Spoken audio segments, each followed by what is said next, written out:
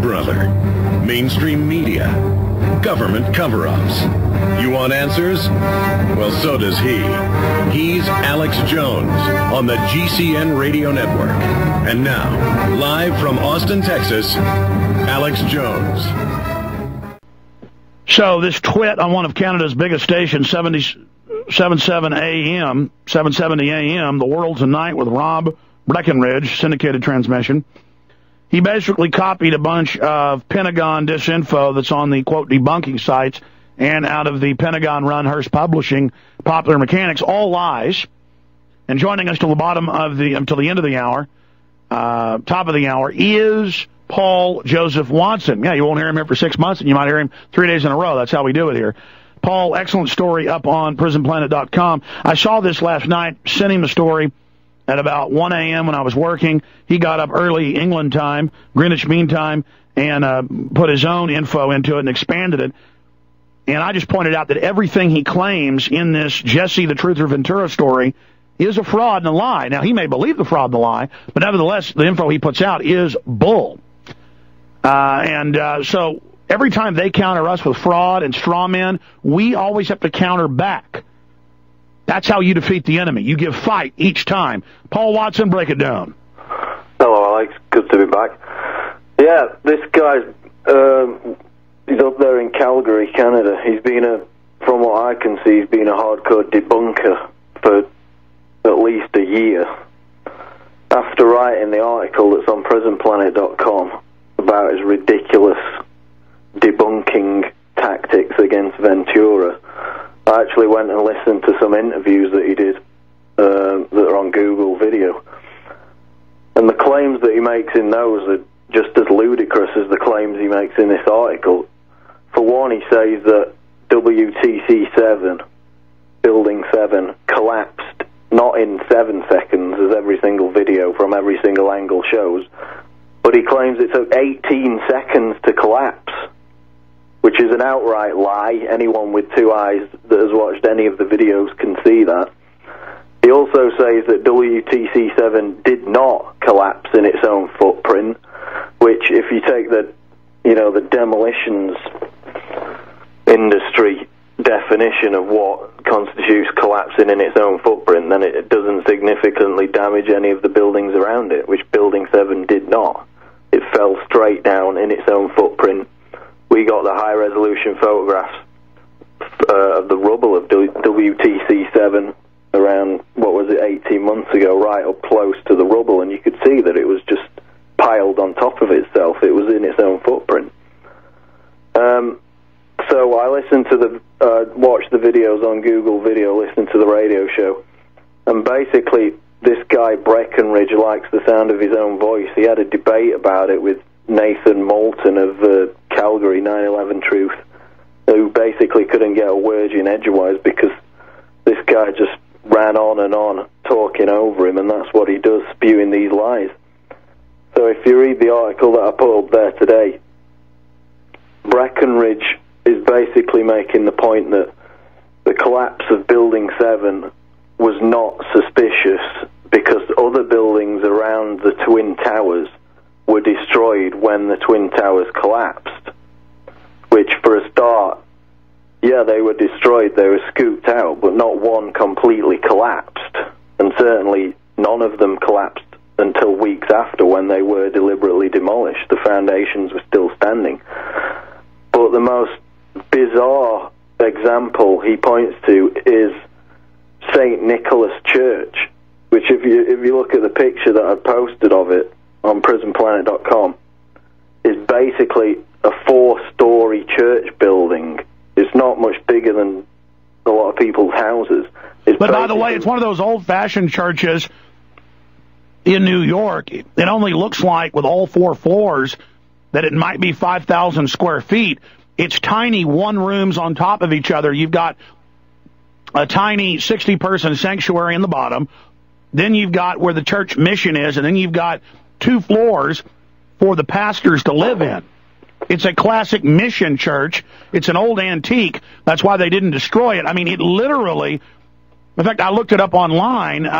It's the size of a small house. It's tiny.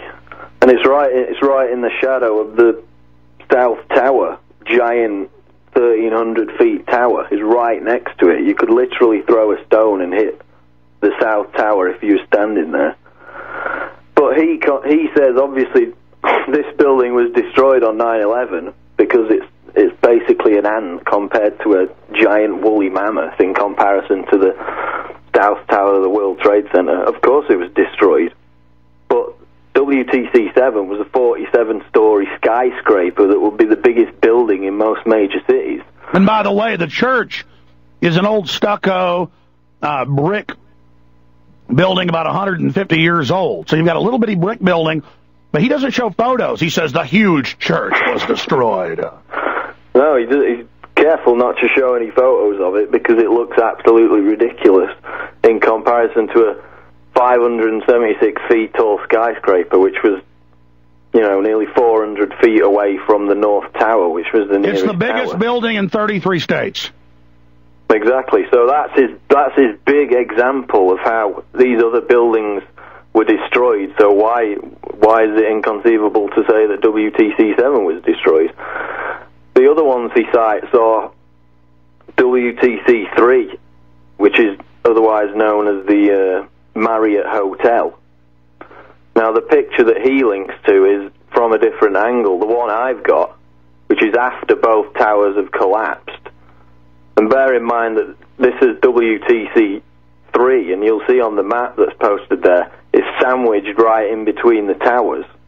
I mean, obviously it's going to get... Both towers fell on it, and none of the main superstructure collapsed. Only some of the roof where the whole building fell on it.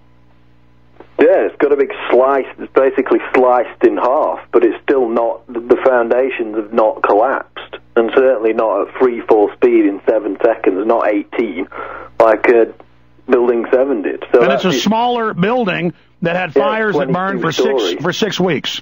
It's less than half the height of Building 7 as well, and it was right in between the Twin Towers. It took the full brunt of both collapses, yet it did not implode into its own footprint within 7 seconds. So that's his second big example. And his other, he then cites some reports, peer-reviewed papers that supposedly back up his claims, one of which is the NIST report, which, as we know, did not properly address the collapse of WTC-7 at all. And in fact, NIST themselves admit that debris from the Twin Towers did not cause the collapse of Building 7. That's right. It was barely in the debris field. A few small pieces of debris knocked out some windows.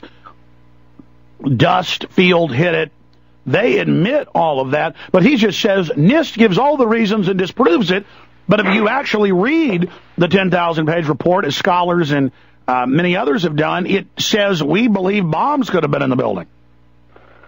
Well, yeah, then it says the original report concluded that fires gutted the building. Well, all the reports say the fires were confined to just 8 floors, and you can see from the images right before it collapsed, the fires are minimal. So and NIST has retracted 5 different reasons they said it fell. Right. And his other big citation is this Cambridge University report, which the BBC report had already been published in September 2007.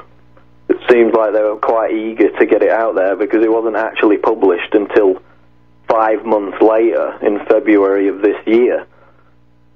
And, I mean, it's been completely debunked. It claims that the path of least resistance, the path of most resistance, did not exist. So it completely contradicts the very laws of physics in saying that the building, the Twin Towers, fell in a vacuum, basically, and there was no resistance whatsoever. Now, I mean, Breckenridge's article is supposed to be about Building 7, and then he just suddenly switches to a report about the Twin Towers. So he's all over the place, and it amounts to something laughable and ridiculous. But for the general public that can't find the U.S. on a map or Canada on a map or doesn't know you know, the basic continents, can't find Asia, people who think Vietnam is in the Middle East, and that's the general public. They're going to just see, oh, look, he says it's not true. He put some links up here. Exactly. I mean, if you listen to those interviews on Google Video, it's even worse. He just sounds like some kind of demented chipmunk just running on at the mouth. I mean, nobody can get a word in because he just continually repeats, no, it collapsed in 18 seconds, it didn't fall in its own footprint. And then he goes into this thing where he blames the firemen. He says that 9/11 truthers are blaming the firemen for being in on the conspiracy.